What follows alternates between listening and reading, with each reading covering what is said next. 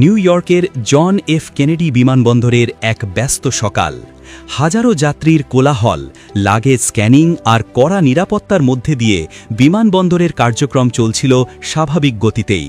কিন্তু হঠাৎই ইমিগ্রেশন ডেস্কে ঘটে গেল এক অভাবনীয় ঘটনা, যা মুহূর্তেই জন্ম দিল এক গভীর রহস্যের।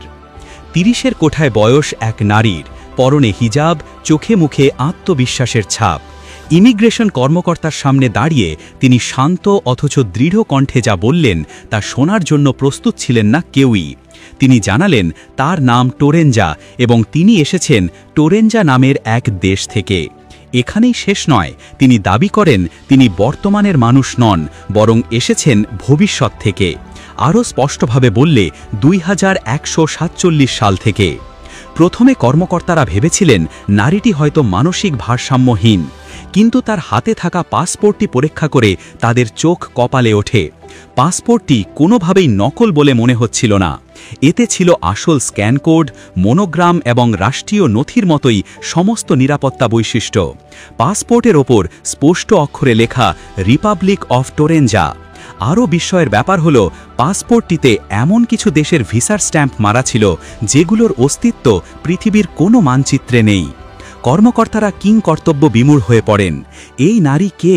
কোথা থেকে এসেছেন তিনি? টোরেঞ্জা নামের এই দেশটাই বা কোথায়? যখন তাকে নিয়ে চারদিকে শোরগোল, ঠিক তখনই তিনি এক রহস্যময় সতর্ক বার্তা উচ্চারণ করেন। তিনি বলেন, তোমরা জানো না কি আসছে, সময় ভেঙে পড়ছে, তোমরা প্রস্তুত হও। এই কথাগুলো বলেই শত শত মানুষের চোখের সামনে তিনি যেন বাতাসে মিলিয়ে গেলেন। তাকে আর কোথাও খুঁজে পাওয়া গেল না। ঘটনাটি ঝড়ের বেগে ছড়িয়ে পড়ে। বিমানবন্দর জুড়ে আতঙ্ক ও চাঞ্চল্য সৃষ্টি হয়। কেউ বলতে শুরু করে তিনি ভবিষ্যতের কোনো টাইম ট্রাভেলার, যিনি মানবজাতিকে সতর্ক করতে এসেছিলেন। আবার কারো মতে তিনি অন্য কোনো ডাইমেনশন বা মাত্রা থেকে পৃথিবীতে এসে পড়েছিলেন। টিকটক এবং এক্সে ভিডিওটি লক্ষ লক্ষ মানুষ দেখে এবং শুরু হয় নানা জল্পনা কল্পনা।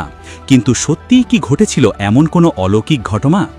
এই চাঞ্চল্যকর ঘটনার পেছনের সত্যতা আরও বেশি বিস্ময়কর।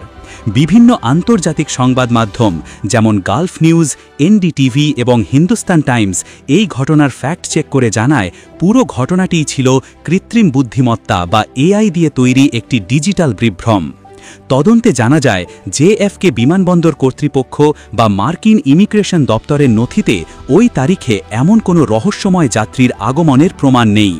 পুরো ভিডিওটি তৈরি করা হয়েছে অত্যাধুনিক এআই মডেল, ভয়েস ক্লডিং এবং ডিজিটাল কম্পোজিটিং প্রযুক্তি ব্যবহার করে।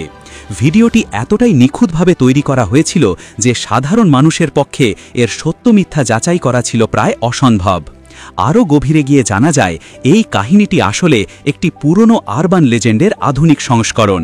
1954 সালে জাপানে ম্যান ফ্রম টোরেড নামে এক ব্যক্তির আবির্ভাবের গল্প প্রচলিত হয়েছিল, যিনিও নিজেকে এক অস্তিত্বহীন দেশের নাগরিক বলে দাবি করেছিলেন।